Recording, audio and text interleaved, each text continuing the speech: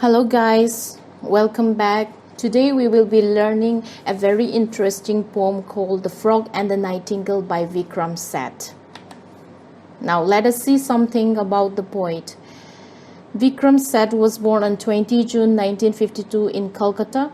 He is an Indian poet, novelist, travel writer, librettist, children's writer, biographer and memoirist. He has received several awards such as the Sahitya Academy Award in the year 1988, Commonwealth Writers' Prize in the year 1994, W.H. Smith Literary Award in the year 1994, Crossword Book Award in the year 1999, and Padma Shri in Literature and Education in 2007. His educational background. He received primary education at St. Xavier's High School, or sometimes pronounced as St. Javier's High School, and St. Michael's High School in Patna. Then he went to Doon School in Dehradun. Later he read philosophy, politics and economics at Corpus Christi College, Oxford. He also pursued a PhD in economics at Stanford University, which he never completed it. He has published 8 books of poetry and 3 novels. Now let's recite the poem together, The Frog and the Nightingale by Vikram Seth. Once upon a time, a frog croaked away in Bengal bog.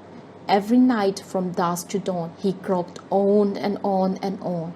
Other creatures loathed his voice, but alas, they had no choice, and the crass cacophony blared out from the sumac tree, at whose foot the frog each night minstrelled on till morning night. Neither stones, nor prayers, nor sticks, insults or complaints or bricks steel the frog's determination to display his heart's elation. But one night a nightingale in the moonlight, cold and pale, perched upon the sumac tree, casting forth her melody. Dumbstruck sat the gaping frog, and the whole admiring bog stared towards the sumac rapt. And when she had ended, clapped, ducks had swum, and herons waded to her as she serenaded, and a solitary loon wept beneath the summer moon. Thoughts and teals and titlers, captured by her voice, cheered on and raptured. Bravo! Too divine! Encore! So the nightingale, once more quite unused to such applause, sang till dawn without a pause. Next night, when the nightingale shook her head and twitched her tail, closed an eye and fluffed a wing, and cleared her throat to sing, she was startled by a croak. "Sorry, was that you who spoke?" she inquired when the frog hopped towards her from the bog. "Yes," the frog replied. "You see, I'm the frog who owns this tree. In this bog I've long been known for my splendid baritone, and of course I will my pen for bog trumpet now and then." Did you like my song?" "Not too bad, but far too long. The technique was fine, of course, but it lacked a certain force." "Oh," the nightingale confessed, greatly flattered and impressed that a critic of such note had discussed her art and thought. "I don't think the song's divine, but oh well, at least it's mine." "That's not much to boast about," said the heartless frog. "Without proper training such as I and few others can supply, you'll remain a mere beginner, but with me you'll be a winner." "Dearest frog," the nightingale breathed, "this is a fairy tale, and you are Mozart in disguise, come to earth before my eyes." "Well, I charge a modest fee." "Oh, but it won't hurt, you'll see." Now the Nightingale Inspired, flushed with confidence and fired with both art and adoration, sang and was a huge sensation. Animals for miles around flocked towards the magic sound, and the frog with great precision counted heads and charged admission. Though the next morning it was raining, he began her vocal training. "But I can't sing in this weather." "Come, my dear, we'll sing together. Just put on your scarf and shawls. Goo-wah, goo-wash, goo-wash." So the frog and the nightingale journeyed up and down the scale for 6 hours till she was shivering and her voice was hoarse and quivering. Though subdued and sleep-deprived, in the night her throat revived, and the sumac tree was bowed with a breathless title crowd, or out of Sandwich, duck of Can, Mallard and Milady Trent, Martin Cardinal Mephisto and the Court of Monte Cristo, ladies with tiaras glittering in the interval sat twittering, and the frog observed them glitter with a joy both sweet and bitter. Every day the folk who sold her songs for silver tried to scold her. You must practice even longer till your voice like mine grows stronger. In the second song last night you got nervous in mid-flight. And, my dear, lay on more trills. Audience enjoys such thrills. You must make your public happier. Give them something sharper, snappier. We must aim for better billings. You still owe me 60 shillings. Day by day, the nightingale grew more sorrowful and pale. Night on night, her tired song zipped and trilled and bounced along, till the birds and bees grew tired at a voice so uninspired, and the ticket office grows crushed, and she grew more morose, for her ears were now addicted to applause quite unrestricted, and to sing into the night all alone gave no delight. Now the frog puffed with rage. Brainless bird, you're on the stage. Use your wits and follow fashion. Puff your lungs out with your passion. Trembling, terrified to fail, blind with tears, the nightingale heard him out in silence, tried, puffed up, burst a fan, and died. Said the frog, I tried to teach her, but she was a stupid creature, far too nervous, far too tense, far too prone to influence. Well, poor bird, she should have known that your song must be your own. That's why I sing with panache. Kuwash, kuwash, kuwash. And the foghorn of the frog played unrivaled through the bog. Now from listening to the recitation, I think you must have some ideas about the poem. By the way, let's see some facts. This poem, The Frog and the Nightingale, has been taken from anthology of poems called Beastly Tales. And it is a fable. Fable means a short tale to teach moral lesson, often with animals or inanimate objects as characters. So here we have Frog and Nightingale. The poem was originally composed in 1994 and published by Evergreen Publication. Due to the poem's rich moral lesson, it has been adopted in several school textbooks. The rhyming scheme is AA, BB, CC, DT, and we have themes of self-confidence, exploitation, identity, social criticism, and manipulation. Self-confidence, like the nightingale lacks it, however the frog has it.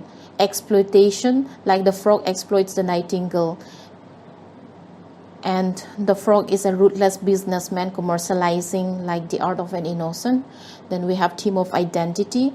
The frog could identify itself, however the nightingale suffers from identity crisis. And we have social criticism, like the frog represents the society that always has something to criticize about individual in order to bring someone down. And we have theme of manipulation, like due to the jealousy of the frog controls the nightingale. The frog tries to keep under his hand, like from becoming success, and like the frog is manipulating, controlling the nightingale for his own benefits. Then we have literary devices such as onomatopoeia. Onomatopoeia is an imitation of sound. So we have sound like croak, kuwa, kuwash, kuwas, twittering. Repetition. Repetition is a literary device, like it repeats the same word or phrases a few times to make an idea clearer. Here we have on and on and on, day by day, night on night. Then we have alliteration. Alliteration is a series of words that begins with the same consonant sound, like binglebog, crass cacophony, his heart, nightingale, thought, steals, titlers, and so on. Then we have antithesis. Antithesis means like contradiction of ideas, words, or clauses, but they occur within one sentence, like dusk, dawn, morning, night. They are totally opposite, contradicting ideas. Now, then, up and down. Then we have visual imagery. The poet is very successful in giving pictures in the minds of the readers. We have like the sky in moonlight and a nightingale sitting on a sumac tree singing a melodious song we can see with our eyes in our mind. Then we have metaphor. Metaphor is a comparison of two unlike things, like in which one word replaces the another word. Here, you are Mozart means it's a comparison of the frog with a great classical musician, Mozart. Then we have allusion. Allusion is a brief and indirect reference to a person, place, thing, or ideas of historical, cultural, literary, or political significances. Here, Wolfgang Amadeus Mozart. A reference is given in the poem. Then Earl of Sandwich is actually Earl of Sandwich. Then Duke of Kent is Duke of Kent. My Lord and My Lady is a reference to My Lord and My Lady of Trent. Now let's go to the Sanja voice explanation. The Frog and the Nightingale by Vikram Seth. Once upon a time, a frog croaked away in Bengal bog. Every night from dusk to dawn, he croaked on and on and on. Other creatures lost his voice, but at last they had no choice, and the crass cacophony blared out from the sumac tree, at whose foot the frog its night minstrel until morning. So here, this is a story. The poet is telling the story of a frog and a nightingale who lives in a mercy land, bog. And the name of the mercy land is called Bengal. So once upon a time, there was this frog. The frog would always sing every night from evening to early morning. He would croak on and on and on. Continuously, he would sing a song. But the song that he sang were not enjoyed by other creatures. So the other creatures from the bog, they really hated his voice. So what happened was that they had no choice. They have to listen to the crass cacophony. They had to listen to the harsh and unpleasant voice of the frog that come from under the sumac tree. The frog would sit there and the frog would sing till morning night. He would continue singing on and on and on under the sumac tree till the next morning. Sorry guys, this should be light, morning light. It's a typo. Neither stones, nor prayers, nor sticks, insults, or complaints, or bricks steal the frog's determination to display his heart's elation. But one night a nightingale in the moonlight called and pale perched upon the sumac tree, casting forth her melody. Dumbstruck sat the gaping frog, and the whole admiring bog stared towards the sumac tree. So, as the frog sings every night under the sumac tree, croaking on and on, it was never enjoyed by other creatures, so they hated him. So they tried every possible ways to stop him. Like they throw stones at him, they throw sticks at him, they insult, they complain, they even prayed to him. However, not everything was unsuccessful, because the frog has a very strong determination to sing its unique song. Then one night, what happened was that there was a nightingale. One night a nightingale came and sat upon the sumac tree. Then she started singing a song. Here the character of Nightingale is introduced. Then the frog was taken aback. He was dumbstruck. He was speechless to hear such a melodious song. Then the whole admiring bog, means other creatures, they came towards the sumac tree. They were happy to listen to the melodious voice of the nightingale. And when she had ended, clapped, ducks had swum and herons waded to her as she serenaded. And a solitary loon wept beneath the summer moon. Tots and teals and titlers, captured by her voice, cheered on and raptured. Bravo, too divine, encore. So the nightingale, once more quite unused to such applause, sang till dawn without a pause. So when the nightingale had ended singing the song, they appreciated the song, they clapped their hands, and ducks and herons, these are water butts, they swam towards the sumac tree to hear the nightingale song, the melodious voice of the nightingale. And as the nightingale sang the song, a large bird, water bird, who was alone, became very emotional. So she started weeping under the summer moon. Then little tiny creatures like small frogs, small fishes, small ducks, they came to listen to the voice, and they cheered the nightingale by saying that, bravo, your song is heavenly, you please continue, give me more. Then the nightingale once more, who was not used to such appreciation, she was so happy that she sang her song till dawn, means till the next day, without stopping. She continued singing all night long. Next night, when the nightingale shook her head and twitched her tail, closed an eye and fluffed a wing and had cleared her throat to sing, she was startled by a crow. "Sorry, was that you who spoke?" she inquired when the frog hopped towards her from the bog.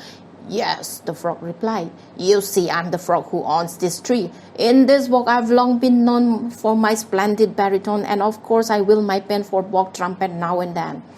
So the next night, when the nightingale was preparing to sing her song again, she shook her head, she jerked her tail, she closed her eye, and she fluffed a wing, and she cleared her throat. However, she was interrupted by a croak sound. So she asked who was interrupting. "Sorry, was that you who spoke?" she said to the frog. And the frog replied that it was him. And the frog is very cunning. The frog now introduces itself by saying that, "I'm the frog who owns this tree."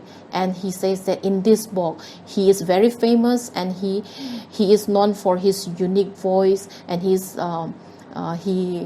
like a great person in the bog.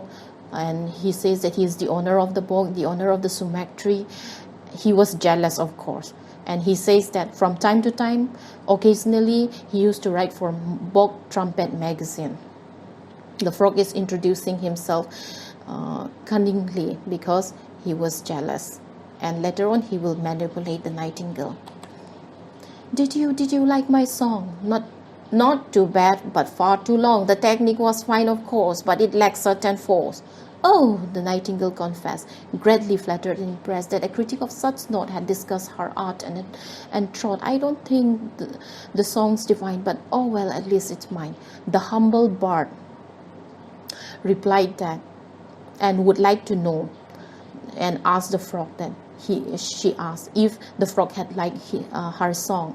The frog, I told you, who was very cunning, don't want to acknowledge the melodious voice of the bird, so he simply denied, and he said that it was okay, fine, your song is not too bad, but your song is too long.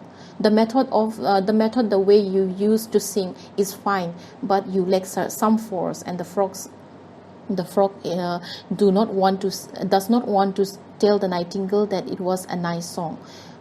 And the nightingale, on the other hand, who was very innocent, was very flattered and impressed that such a critic means such a great musician is judging her song, her voice, and she felt quite privileged that the song was analyzed by the frog.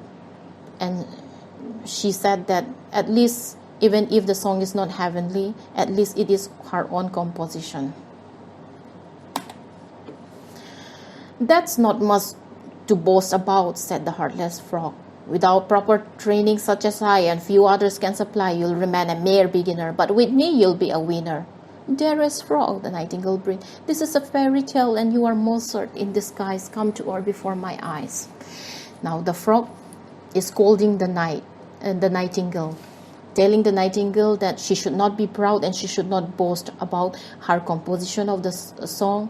And the frog says that the frog is very cunning. Okay, the frog is trying to keep the nightingale within his control. So he says that without proper training, just like me, then you cannot become a winner. But if I give you a training, then you'll become a winner. Then the nightingale was very impressed, and the nightingale said that she was happy, and she said that it is just like a fairy tale, and the frog is a great musician, Mozart in disguise, coming before her presence. "Well, I charge a modest fee." "Oh, but it won't hurt, you'll see." Now the Nightingale Inspired, flushed with confidence and fired with both art and adoration, sang and was a huge sensation. Animals for miles around flocked towards the magic sound, and the frog with great precision counted heads and charged admission. And the nightingale, the frog told the nightingale that, "I'm going to charge you some money for the training." And he assured her that he won't charge much. The amount will be small, and she need not worry about that. Then now the nightingale, she was inspired. She was feeling inspired, and she regained her confidence. And then when she started singing with full passion, then it was a great success. So animals from miles around, they gather around to hear or to listen to the magic sound of the nightingale. Then the frog, who was a very cunning creature, he hosts this concert for the nightingale, and then he charged admission fee. Then he started making money. Though the next morning it was raining, he began her vocal training. "But I can't sing in this weather." "Come, my dear, we'll sing together. Just put on your scarf and shas. Kuwash, kuwash, kuwash." So the frog and the nightingale journeyed up and down the scale for 6 hours till she was shivering and her voice was hoarse and quivering. The frog, who loves money and who loves keeping the nightingale under his control. The next morning, the weather was unpleasant. It was raining. And he said that they should start their vocal training. However, the nightingale said that she was not quite sure, because in this unpleasant weather she doesn't want to sing. But the frog says that put on your scarf on your head and shas around your neck to prevent yourself from the rain, and now we'll sing together. And both of them sing together, kuwash, kuwash, kuwash.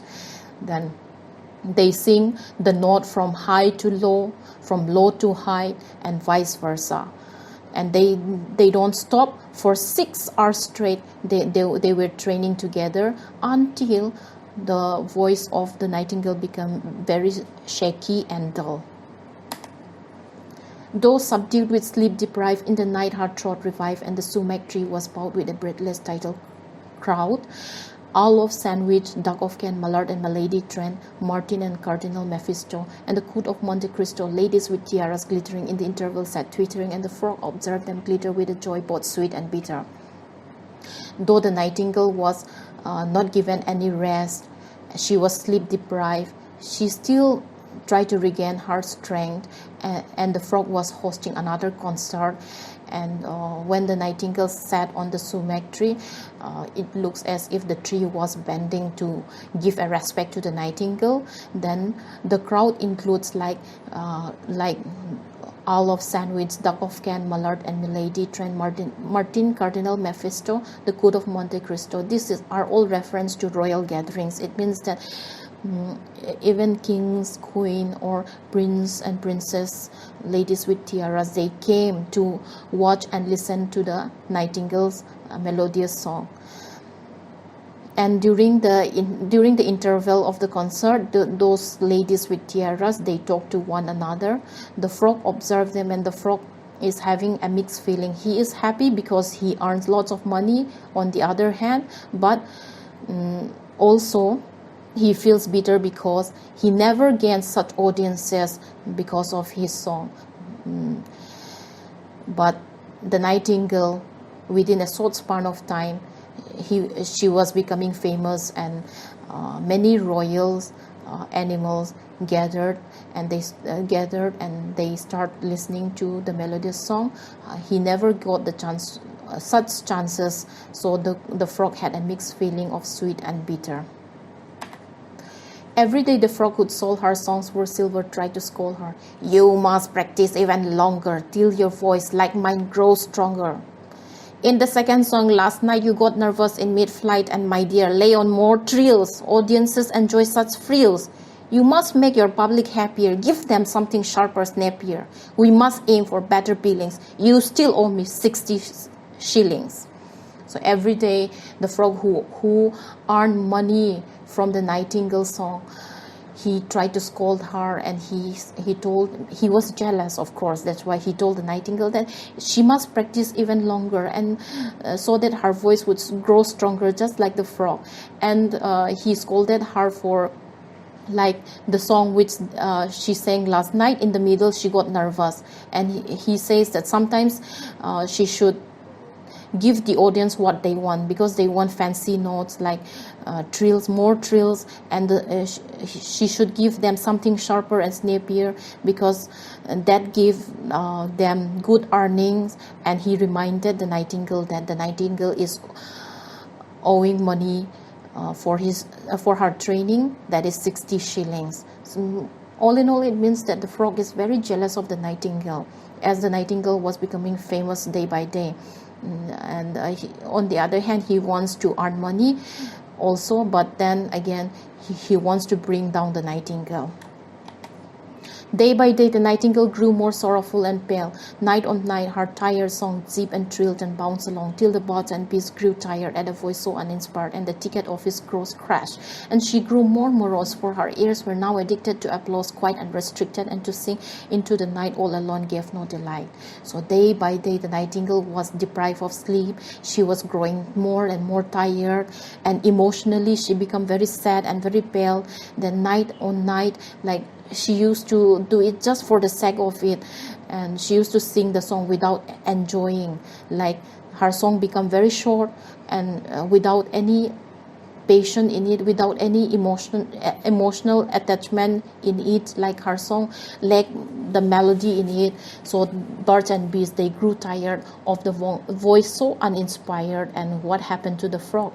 The frog, who was hosting a concert for this nightingale, his office grows crashed. There were no audiences, so no money. Then the nightingale, she was accustomed, or she was used to, or addicted with the clapping of hands and appreciation. Now, as there were no audiences, she become tired, and then she lags, and she become tired, and her song becomes more and more dull, and she has no delight in singing at all now. Now the frog puffed up with rage.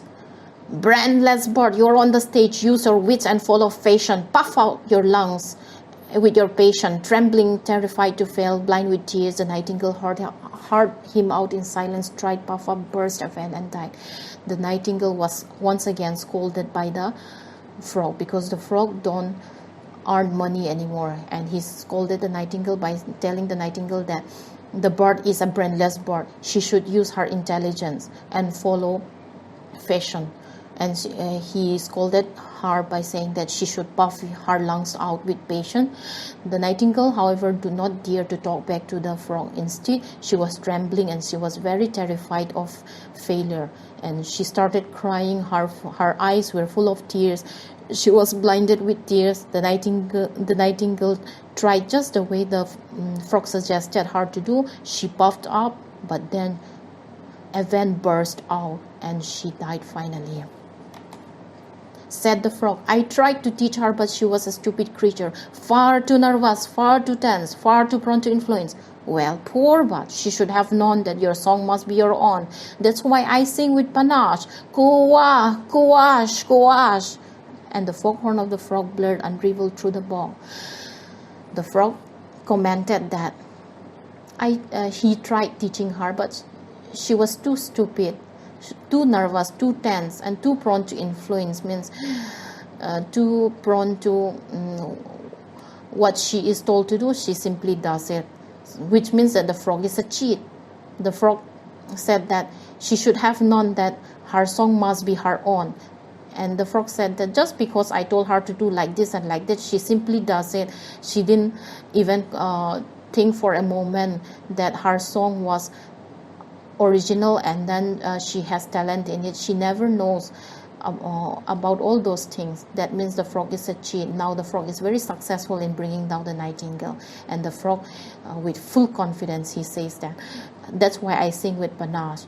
That's why he says he sings with his own unique voice. Even if the creature from the Bengal bog complained, he keep on singing kuwa, kuwash, kuwas, and the frog became the unopposed singer in the bog. So in this poem, there are many morals, like the nightingale was too innocent, and the frog might also represent, just like I told you, a businessman who is very ruthless and commercializing the talents of an innocent and bringing them down. On the other level also, we can take it as like self-confidence is very important in life. Like if the nightingale lacks confidence, so even if the nightingale has lots of talent, she didn't flourish. Instead, she died in the end, means she is trampled on. But the frog who is full of confidence, self-confidence, later on survive. And not only that, we can take the moral of the story as like a social criticism also, like the frog represents the society. The society will always have something to say about individual, like say for example, like you remember the story of the donkey and the man, right? When the man sits on the donkey, people says that he is a very bad man, that the donkey must be tired. And when he walks side by side with the donkey, they said that he is so foolish, he should be sitting upon the donkey, like that. The society always have something to say. So the best thing is like you should turn deaf to them, and you should be able to stand by your own, and then you should identify yourself. You should know who you are and try to flourish it. But here the nightingale does not know how to pay deaf ears to the frog. Instead, she keeps on listening, and at last what happened to her? She died. So there are many morals to be drawn from this fable, from this poem. You might have your own interpretation also. By the way, now let's come to the question. Number 1, what did the frog do every night at Bingle Bog? The frog croaked on and on and on. The frog sing a song every night at Bingle Bog, right? Did the animals in the bog enjoy the frog's croaking? No, they loathed his voice. How did the nightingale feel when the frog praised her after her song in the bog? She was flattered and impressed that such a critic praised her song. The frog offered to train the nightingale. Why did he do so? Because he was jealous and he wants to manipulate the nightingale. How did the frog manipulate the nightingale under his control?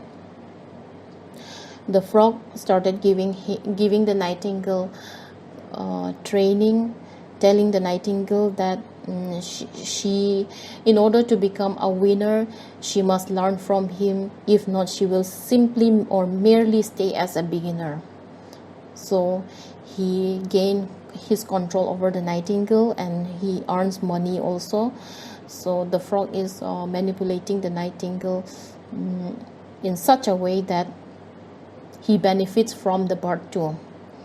Why did the birds and the bees grow tired? Because the song of the nightingale grew more and more pale, without any delight. Then the song of the nightingale becomes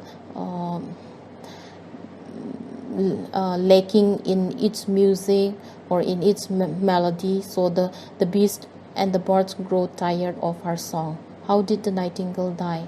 The nightingale, when she was about to sing a song, she puffed up, and she could not handle it, so a vent burst from her body and she died. Okay guys, I hope you understand. Thank you for your support, and have a nice week ahead. Bye bye.